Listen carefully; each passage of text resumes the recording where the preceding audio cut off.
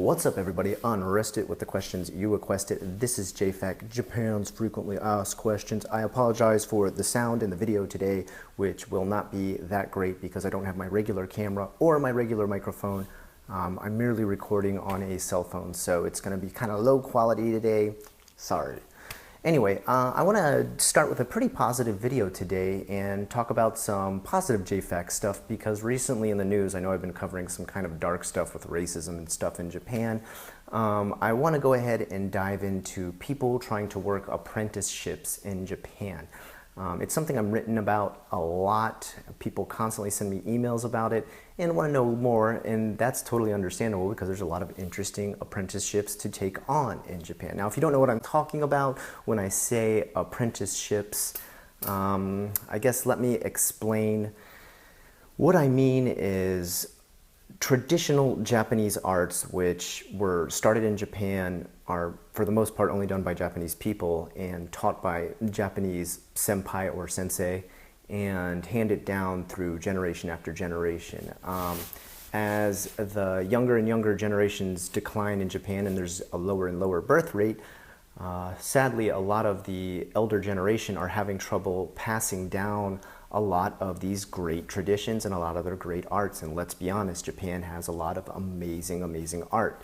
You know, everything from topiary arts to even making samurai swords. Yes, that's still done in Japan. No, of course, they're not used as actual weapons in any kind of battle, but it's the beauty in the art and the blacksmithing that goes behind it. I'm not sure what you would call it when you're banging out metal. Anyway, so I thought I'd just go over a few steps.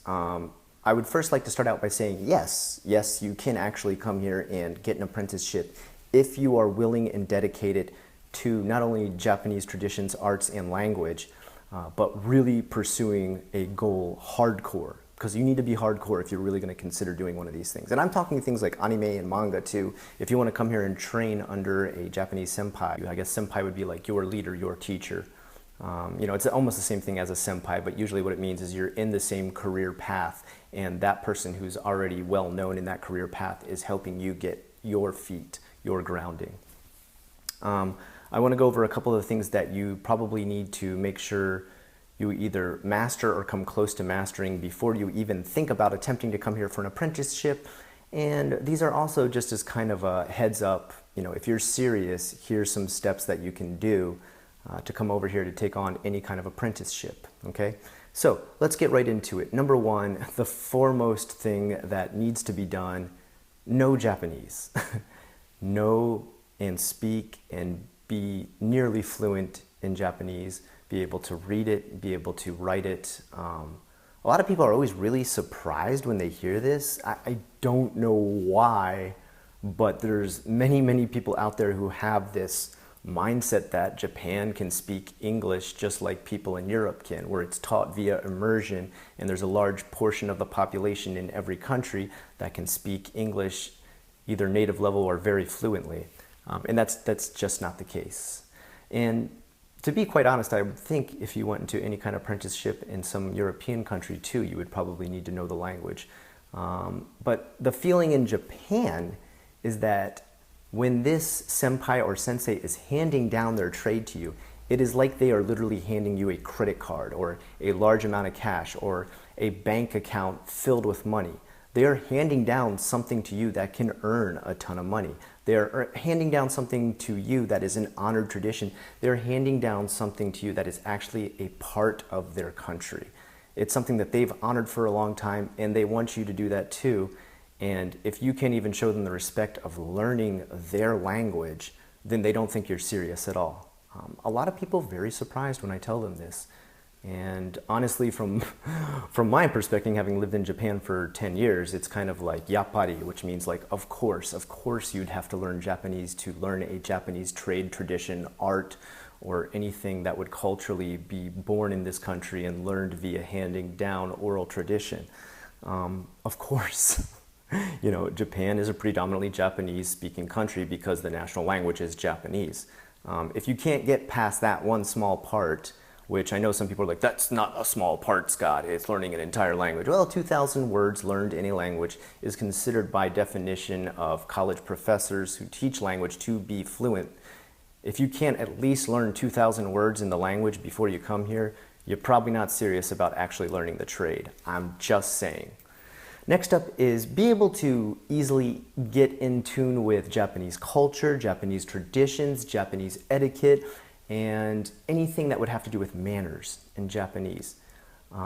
Of course, many of you know the most simple, basic aspects of, yeah, take your shoes off when you go inside a Japanese house. We know this. Anybody who knows the slightest bit about Japanese culture knows this. But I'm talking a little bit of everything. For example, you don't move a bowl with your chopsticks. That's super rude. You know, the first time you come into a house, you introduce yourself and ask if you can come into the house.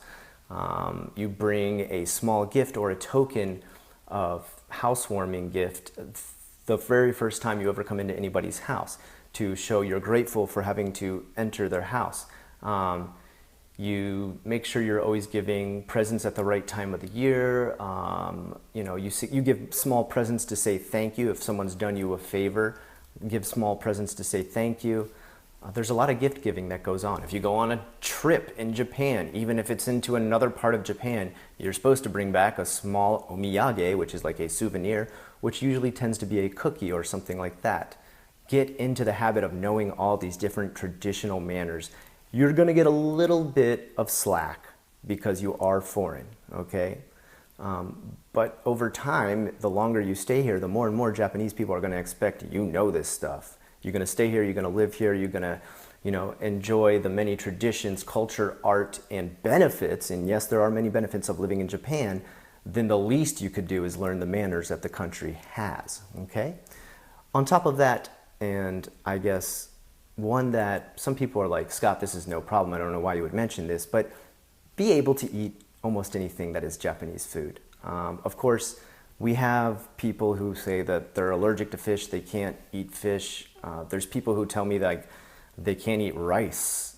There's people who say, you know, I like everything in Japan, but I hate wasabi. That's probably okay. Usually condiments are not a big deal. Or there's people who say, I like everything in Japan, but I don't like the eggplant dishes, or I don't like natto, which is fermented beans. I understand, but you need to gamansuru. That means push past it, fight through it, endure it.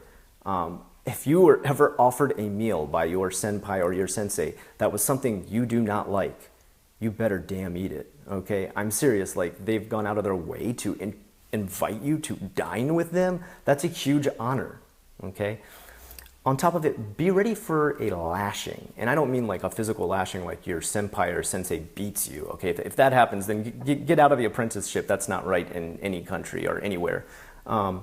But be ready for some insanely harsh criticism. I have had two friends, one who went into an anime and manga apprenticeship and another one who went into a tattoo apprenticeship to learn traditional Japanese irezumi, which is the Japanese style tattoos. They both have epic stories of how rough their teachers were. Now, as soon as that apprenticeship finished and they proved themselves and they started to earn the company money, that totally went away. They were respected. They were treated as one of the part of the company, one of the people who contributed to the company, and not just one of the people leeching from the company. And hopefully you can reach that point too, but don't be surprised if you have to endure a bit of tough times, a bit of getting yelled at, and sometimes not even a bit. My friend who did tattoo apprenticeship and my friend who did anime and manga stuff had to draw and draw and draw and illustrate and illustrate and illustrate and do paintings and paintings and paintings, and to just show how much power and loyalty they wanted to have over the person that was taking the apprenticeship on. Usually a sensei or a senpai would actually rip apart one of the drawings that they did, even if it was like amazing. They would hand it in, they'd be like, draw this, illustrate this, show me what you can do. And the first couple that they would hand in, they'd rip it up right in front of them just to show, are you serious? I want you to show me you're serious. If you're serious, you know, you'll fight back the tears and come back to me and try this again and again and again. You know, they'll laugh you out of the park. They'll tell you you suck at it. They tell you they can't believe how garbage your work is. And then as you continue to push past that, that shows you are loyal. That shows you are enduring. That shows you will push past all the hardships that will come along with working that actual job, because they will be there, and your senpai or your sensei knows that already. They're facing all the different things that you're going to face if you take on this job, and they want to make sure that you're ready for that too, the criticisms that will come with it. And if you are, then just maybe you can pass an apprenticeship and take on whatever your dream job is in Japan. I'm unrested rooting you on to do exactly that here on JFAQ, Japan's Frequently Asked Questions. Have a good one.